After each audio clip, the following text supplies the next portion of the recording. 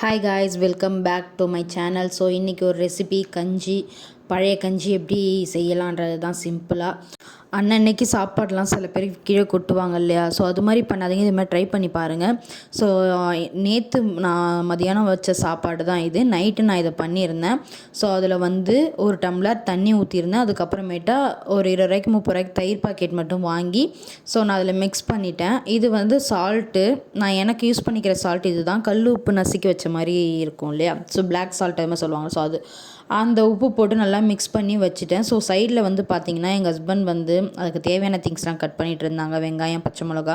So இதுக்கு special ingredient ஒன்று இருக்குது, அதுதான் ரொம்ப ஸ்பெஷல். அது என்னென்னு பார்த்திங்கன்னா லெமன் தான்.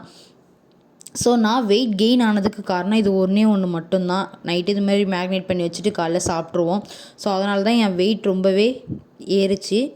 ஸோ ஒல்லியாக இருக்கேன், எனக்கு வந்து வெயிட் ஏற மாட்டுது, இல்லை மேரேஜ் கிட்டே நெருங்கிடுச்சு, எனக்கு வெயிட் ஏற மாட்டுது அப்படின்றவங்க கண்டிப்பாக இந்த ரெசிபி சாப்பிடுங்க. உண்மையாக வந்து வெயிட் நல்லாவே இன்க்ரீஸ் ஆகும் இது சாப்பிட்டிங்கன்னா. ஸோ பார்த்தீங்கன்னா நான் வந்து லெமன் அதில் ஆட் பண்ணுறேன். ஒரு லெமன் நாங்கள் ஆட் பண்ணுறோம். வெங்காயம், பச்சை மிளகா போட்டதுக்கப்புறம் ஒரு லெமன் நாங்கள் ஆட் பண்ணியிருக்கோம். லெமன் தான் வந்து இதில் மெயின் இன்க்ரீடியண்ட்டே. அது ரொம்பவே நல்லாயிருக்கும், ட்ரை பண்ணி பாருங்கள் கண்டிப்பாக. சம்மர் டைமில் எங்கள் வீட்டில் ரெகுலராக இது தான் இருக்குமே. மார்னிங் வந்து லஞ்சாக எங்கள் வீட்டில் டின்னராக இது தான் இருக்குமே எப்பயுமே. ஸோ அது மட்டும் இல்லாமல் வந்து பார்த்திங்கன்னா இதுக்கு தொட்டுக்க வந்து கருவாடு தொக்கு, இல்லை கனவா தொக்கு, இல்லை ஊறுகாய், இல்லை மீன், சுண்டை வச்ச மீன், ஸோ எதுவாக இருந்தாலுமே நல்லாயிருக்கும்.